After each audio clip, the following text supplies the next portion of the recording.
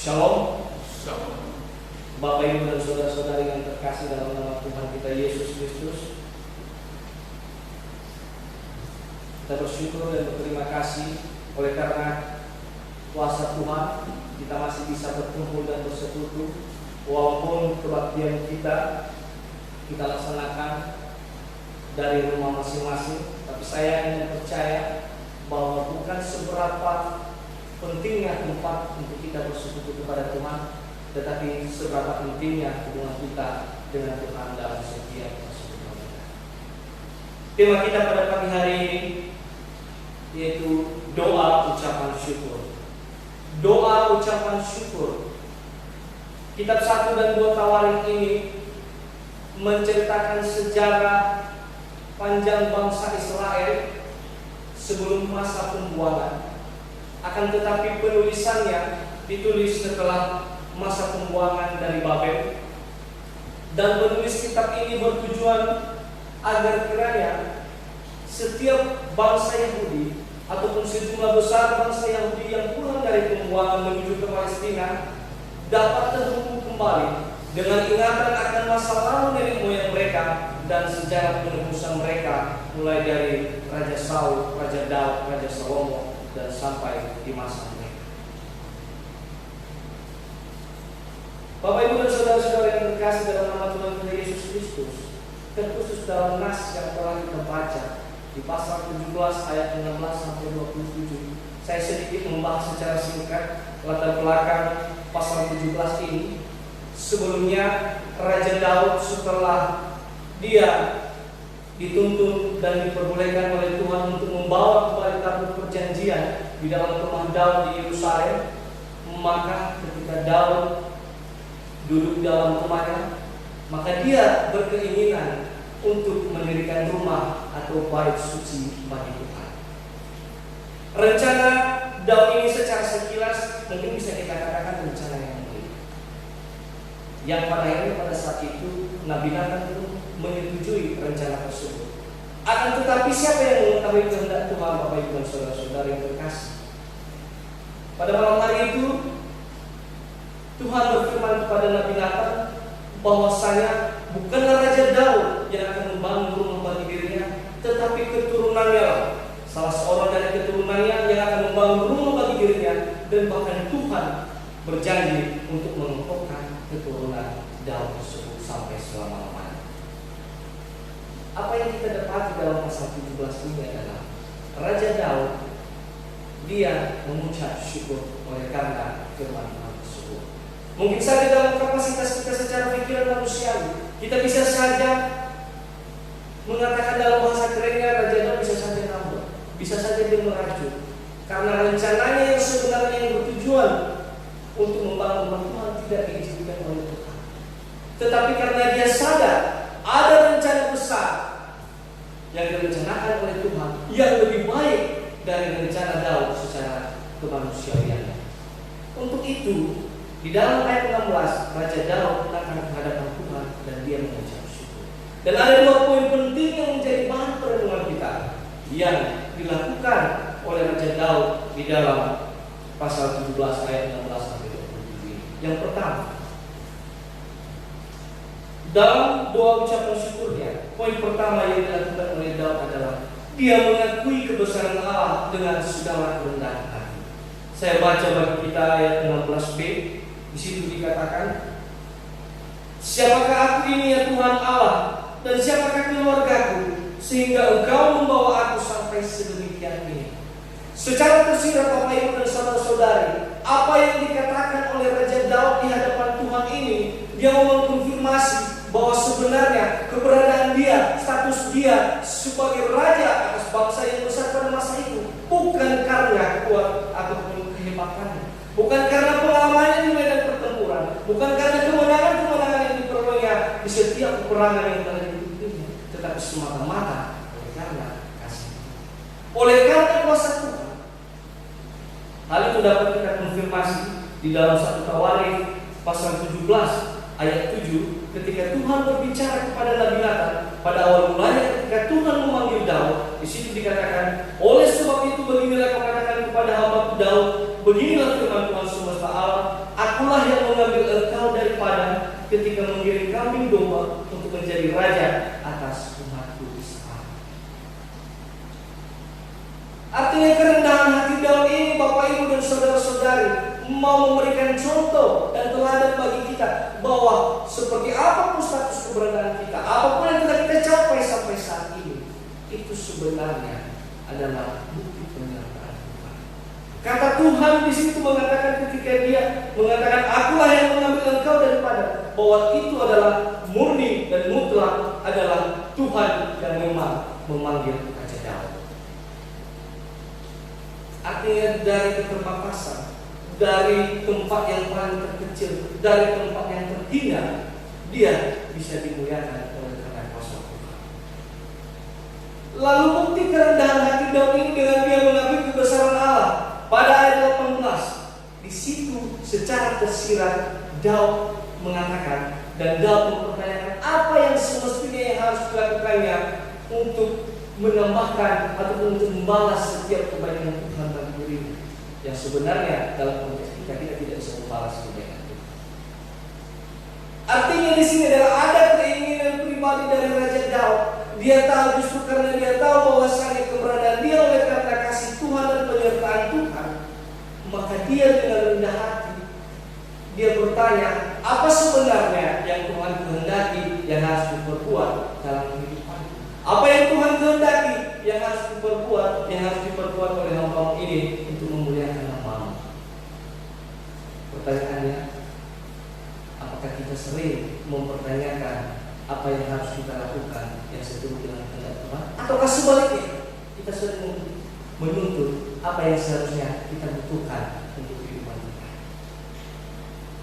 Kemudian di dalam ayat 20 sampai ayat 22, di situ Raja Daud mengaku bahwa hanya Tuhanlah yang patut untuk dia dan bangsanya sembah, karena memang Tuhanlah yang memang berkehendak untuk menjadikan bangsa Israel sebagai kepunyaannya yang unik di antara bangsa-bangsa lain. Ada banyak bangsa-bangsa lain yang memuji, menyembah dewa-dewi, tetapi bangsa Israel menyembah Tuhan yang esa, yaitu Tuhan Allah Israel. Bapak Ibu dan saudara-saudara yang terkasih, 3 pokok pengakuan Daud akan kebesaran Allah itu yang telah dinyatakannya dan ditunjukkan di dalam sikap kerendahan hatinya sebenarnya menunjukkan inilah Daud yang apa adanya di hadapan Tuhan. Maka kita tidak heran yang pada akhirnya Tuhan memang betul-betul mengukuhkan keturunan Daud sampai di masa Yesus Kristus. Maka dikatakan Yesus Kristus adalah sang keturunan Daud. Kadang-kala Bapak Ibu, dalam setiap kehidupan kita, apa yang bisa kita refleksikan dalam poin pertama ini? Apakah kita pernah mengakui kebesaran Allah? Apakah kita pernah mengakui bahwa sebenarnya keberadaan kita oleh karena kasih karunia Tuhan? Jujur saja, di tengah-tengah pandemi COVID-19 ini sebenarnya kita bukan ditentukan secara wilayah. Memang dari sisi geografis kita ditentukan kita jauh dari daratan Sumatera yang telah tertular oleh penyebaran COVID.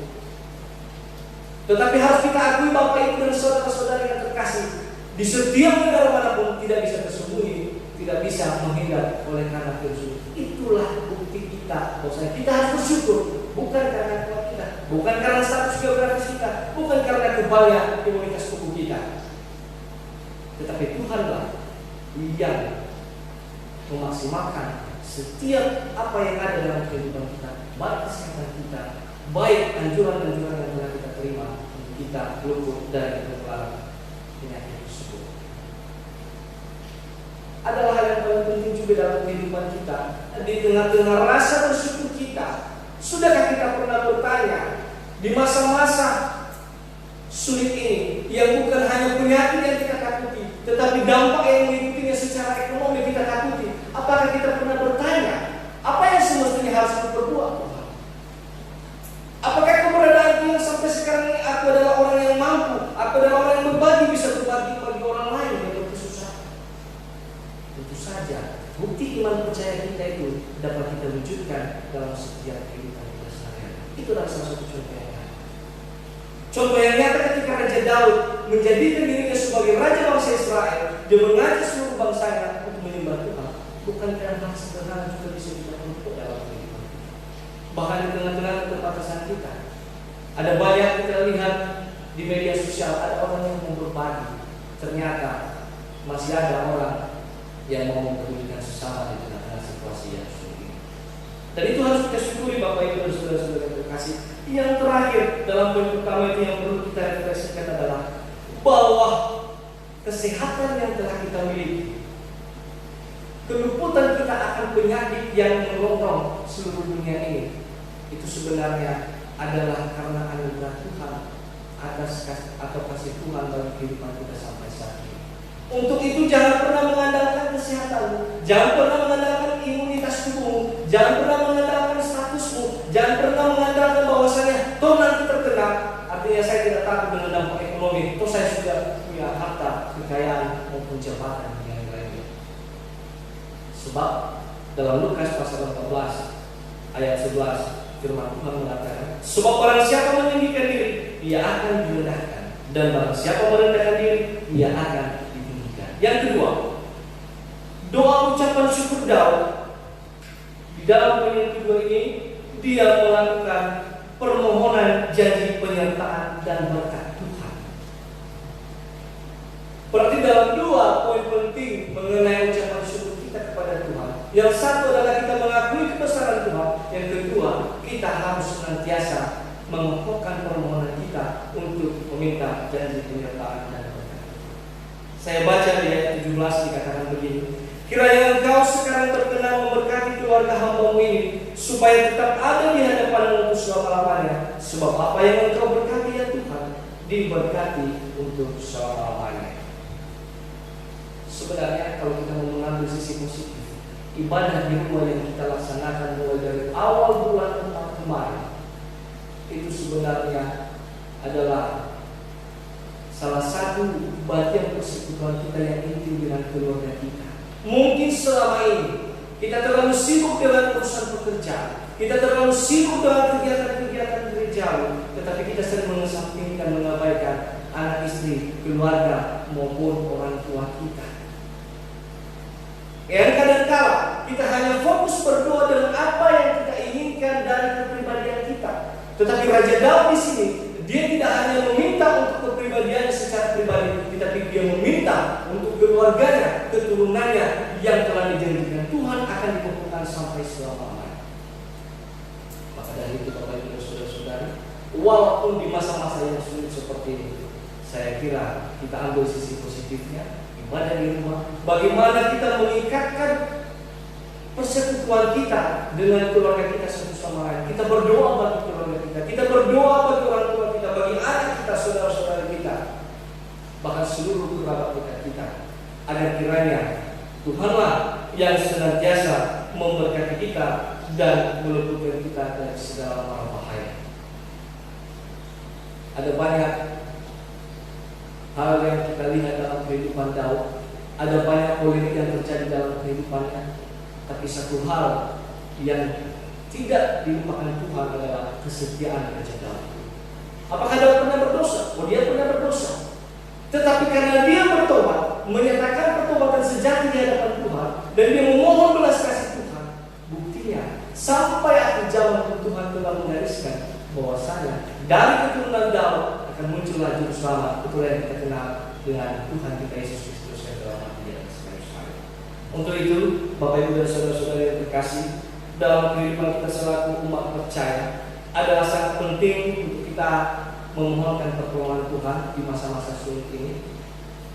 Adalah sangat penting untuk kita saling bahu-membahu dengan keluarga kita, agar kiranya persekutuan kita di hadapan Tuhan dapat tercapai dan Tuhan dapat mengabulkan setiap permohonan kita.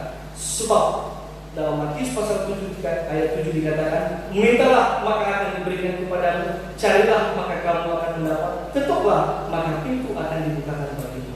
Tuhan telah menyediakan nafas kehidupan bagi kita untuk mengucap syukur dan meminta kepada-Nya. Ketika ada waktu untuk meminta, maka mintalah, maka Tuhan yang akan memberikannya kepadamu. Kiranya Tuhan Yesus Kristus yang memberkati kita dalam firman ini, dan kita dapat memelihara dan melakukannya dalam kehidupan sehari-hari. Ayat hafalan 1 Tawarik pasal 17 ayat 27a, Mari kita baca secara bersama-sama. 3, 2, ya. Kiranya Engkau sekarang berkenan memberkati keluarga hamba-Mu ini, supaya tetap ada di hadapan-Mu untuk selama-lamanya. Amin. Bapak Ibu dan saudara-saudara yang terkasih, dan jemaat Tuhan yang berada di rumah, kami undang kita untuk bangkit berdiri. Mari kita berdoa.